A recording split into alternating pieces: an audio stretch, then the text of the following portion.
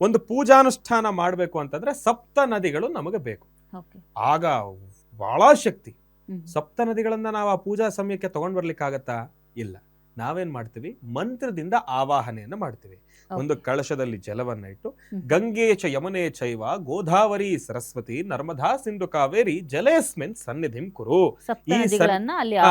ಈ ಸನ್ನಿಧಾನದಲ್ಲಿ ನೀವೆಲ್ಲರೂ ಒಂದು ಆಸೀನರಾಗಿ ತಾಯಿ ಅಂತೇಳಿ ನಾವು ಸಪ್ತ ನದಿಗಳನ್ನು ಕೂಡ ಆವಾಹನೆಯನ್ನ ಮಾಡ್ತೀವಿ ಮಂತ್ರದಿಂದ. ಮಂತ್ರಕ್ಕೆ ಆ ಶಕ್ತಿ ಇದೆ. ಹಾಗಾಗಿ ನಿಮಗೆ ಎಲ್ಲಾ ಶಕ್ತಿ ಪೀಠಗಳನ್ನು ಕೂಡ ಹೋಗಿ ದರ್ಶನ ಮಾಡತಕ್ಕಂಥದ್ದು ಕಷ್ಟ ಅಂತಾನೆ ನವರಾತ್ರಿಯ ಹಬ್ಬ ನಮಗಿದೆ. ನವರಾತ್ರಿ ಹಬ್ಬದಂದು ನಮ್ಮ ವಾಸ್ತುಗೃಹದಲ್ಲೇನೆ ಆ ನವದುರ್ಗೆಯರನ್ನ ಆರಾಧನೆಯನ್ನು ಮಾಡಿ ಅಷ್ಟು ಶಕ್ತಿಪೀಠಗಳ ಒಂದು ಸ್ತೋತ್ರಗಳನ್ನ ನಾವು ಕೇಳಿಕೊಂಡು ಅಷ್ಟು ಶಕ್ತಿಪೀಠಗಳಲ್ಲಿರ್ತಕ್ಕಂಥ ಆ ಶಕ್ತಿ ದೇವತೆಗಳನ್ನ ಮನಸ್ಸಿನಲ್ಲಿ ಸ್ಮರಿಸಿದ್ರೆ ನೀವು ಶಕ್ತಿಪೀಠಗಳಿಗೆ ಹೋಗಿ ದರ್ಶನ ಮಾಡೋದಷ್ಟೇ ಒಂದು ತೃಪ್ತಿ, ಅಷ್ಟೇ ಒಂದು ಶಕ್ತಿಯನ್ನ ನಮಗೆ ಭಗವಂತ ಕರುಣಿಸ್ತಾನೆ. ನಾನು ಮೊನ್ನೆ ಒಂದು ಕಾರ್ಯಕ್ರಮದಲ್ಲೂ ಕೂಡ ಹೇಳ್ತಾ ಇದ್ದೆ ತಮಗೆ, ಶಂಕರಾಚಾರ್ಯರೇ ಒಂದು ಮಾನಸ ಪೂಜೆ.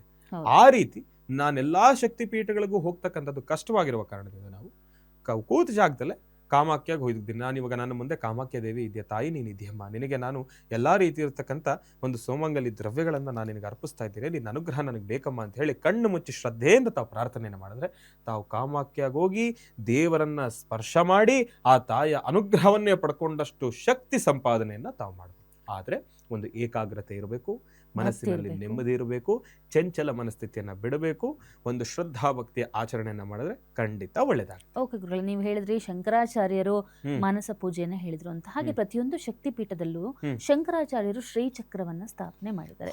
ಈ ಶ್ರೀಚಕ್ರ ಪ್ರತಿಯೊಂದು ಶಕ್ತಿ ಪೀಠದಲ್ಲೂ ನಾವು ಬಹಳಷ್ಟು ಜನ ಶಂಕರಾಚಾರ್ಯರು ಪ್ರತಿಷ್ಠಾಪನೆ ಮಾಡದೇ ಇರುವಂತಹ ಹೊಸ ಶಕ್ತಿ ಪೀಠಗಳಲ್ಲೂ ಕೂಡ ಶ್ರೀಚಕ್ರವನ್ನ ಸ್ಥಾಪನೆಯನ್ನ ಮಾಡಿರ್ತಾರೆ.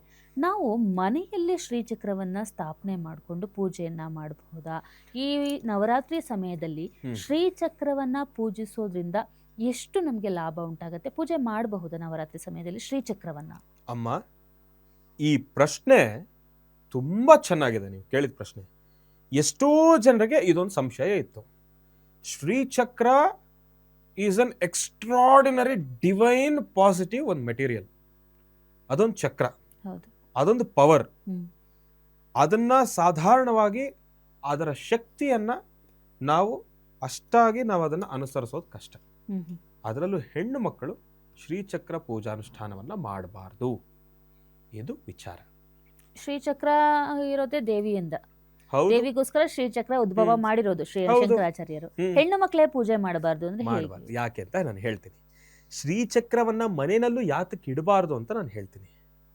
ಈಗ ಏನಾಗುತ್ತೆ, ಹೆಣ್ಣು ಮಕ್ಕಳಿಗೆ ಈಗ ಈ ವಿಚಾರನ ಆದಷ್ಟು ಪಾಸಿಟಿವ್ ಆಗಿ ತಗೊಳ್ಬೇಕು ಅಂತ ನಾನು ಹೇಳ್ತೀನಿ. ಹೆಣ್ಣು ಮಕ್ಕಳ ಋತುಕಾಲ ಬಂತು.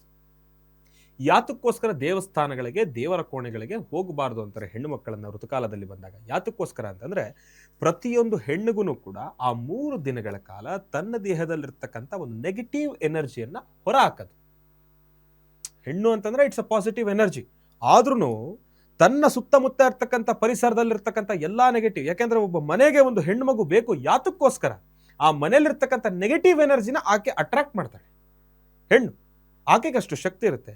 ಪ್ರತಿ ತಿಂಗಳಲ್ಲಿ 1 ದಿನ, ಈ 3 ದಿನಗಳ ಕಾಲ ಅವ್ರೇನ್ ಮಾಡ್ತಾರೆ, ಅವರಲ್ಲಿರ್ತಕ್ಕಂಥ ಒಂದು ನೆಗೆಟಿವ್ ಎನರ್ಜಿಯನ್ನ ಆಚೆ ಹಾಕ್ತಕ್ಕಂಥ ಒಂದು ಪ್ರಕ್ರಿಯೆ. ಕೆಟ್ಟದಲ್ಲ ಅದು, ಅದು ಪ್ರಕೃತಿ. ಹಾಗಾಗಿ ಇಲ್ಲೇನಾಗುತ್ತೆ, ಶ್ರೀಚಕ್ರ ಅದು ಒಂದು ಎಕ್ಸ್ಟ್ರಾರ್ಡಿನರಿ ಡಿವೈನ್ ಪವರ್.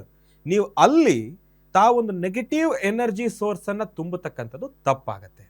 ಆ ಸಮಯದಲ್ಲಿ ಏನಾಗುತ್ತೆ, ತಪ್ಪು ಅನ್ನೋದಕ್ಕಿಂತ ಶ್ರೀಚಕ್ರ ಇರ್ತಕ್ಕಂಥ ಸನ್ನಿಧಾನದಲ್ಲಿ ಇಂಥದ್ದೊಂದು ಚಟುವಟಿಕೆಗಳು ನಡೆದಾಗ ಯಾವ ಹೆಣ್ಣಿಗೆ ಋತುಕಾಲ ಎದುರಾಗುತ್ತೋ ಆ ಸಮಯದಲ್ಲಿ ಆಕೆಗೆ ಸಾಕಷ್ಟು ಸಮಸ್ಯೆಗಳು ಎದುರಾಗುತ್ತೆ. ಗರ್ಭಕೋಶದಲ್ಲಿ ಸಮಸ್ಯೆಗಳೆದುರಾಗುತ್ತೆ, ಗರ್ಭಕ್ಕೆ ಸಂಬಂಧಪಟ್ಟಿರ್ತಕ್ಕಂಥ ಸಮಸ್ಯೆಗಳು ಎದುರಾಗುತ್ತೆ, ಹೆಣ್ಣು ಮಕ್ಕಳ ಆರೋಗ್ಯದಲ್ಲಿ ಏರುಪೇರು ಜಾಸ್ತಿ ಆಗುತ್ತೆ. ಅದನ್ನ ತಾವು ಗರ್ಭಿಣಿ ಆದಾಗ ಅದನ್ನು ತಡ್ಕೊಳ್ಳೋ ಶಕ್ತಿಯನ್ನ ಕಳ್ಕೊಳ್ತಕ್ಕಂಥದ್ದು ಇರುತ್ತೆ. ಇಂತಹದ್ದೊಂದಿಷ್ಟು ಬದಲಾವಣೆಗಳಾಗಬಾರ್ದಲ್ವಾ? ಅದಕ್ಕೋಸ್ಕರ ನಾವು ಶ್ರೀಚಕ್ರವನ್ನ ಮನೆಯಲ್ಲಿ ಇಡತಕ್ಕಂಥದ್ದು ಸ್ವಲ್ಪ ಕಷ್ಟಕರನೇ. ಪುರುಷರಿಗೆ ಮಾತ್ರ ಏನಕ್ಕೆ ಅದಕ್ಕೊಂದು ಅವಕಾಶ ಅಂತಂದ್ರೆ ಅದರಲ್ಲಿರ್ತಕ್ಕಂಥ ಶಕ್ತಿಯನ್ನ ತಡ್ಕೊಳ್ಳಿಕ್ಕೆ ಪುರುಷರಿಂದ ಮಾತ್ರ ಸಾಧ್ಯ, ಹೆಣ್ಣು ಮಕ್ಕಳಿಂದ ಆಗೋದಿಲ್ಲ. ಯಾತಕ್ಕೋಸ್ಕರ ಅಂತಂದ್ರೆ ಈ ಒಂದು ಕಾರಣಕ್ಕೋಸ್ಕರ. ಇದಕ್ಕೆ ಇನ್ನಷ್ಟು ಅದ್ಭುತ ಉದಾಹರಣೆಯನ್ನ ನಾನು ಕೊಡ್ತೀನಿ. ಹೆಣ್ಣು ಅಂತಂದ್ರೆ ದೇವರು ಅಂತಿರಲ್ವ ಗುರುಗಳೇ? ನೀವು ಈ ವಿಚಾರನ ಹೀಗಂತೀರಾ ಅಂತಂದ್ರೆ ನೀವು ದೇವರಿಗೆ ಇವೆಲ್ಲ ಲೆಕ್ಕ ಇಲ್ವಾ ಅಂತ ಹೇಳ್ತೀರಾ. ಇವತ್ತಿನ ದಿವಸ ಶಕ್ತಿಪೀಠದ ಬಗ್ಗೆ ನಾವು ಮಾತಾಡ್ತಾ ಇದ್ದೇವೆ. ಕಾಮಾಖ್ಯ ದೇವಿ, ಅಲ್ಲೂ ಅಷ್ಟೇ ವರ್ಷಕ್ಕೆ 1 ಸತಿ ಅಲ್ಲಿ ಇಷ್ಟು ದಿನ 3 ತಿಂಗಳು ಎಷ್ಟು ಅಲ್ಲಿ ದೇವಸ್ಥಾನವನ್ನ ಸಂಪೂರ್ಣವಾಗಿ ಕ್ಲೋಸ್ ಮಾಡ್ತಾರೆ. ಹೌದು.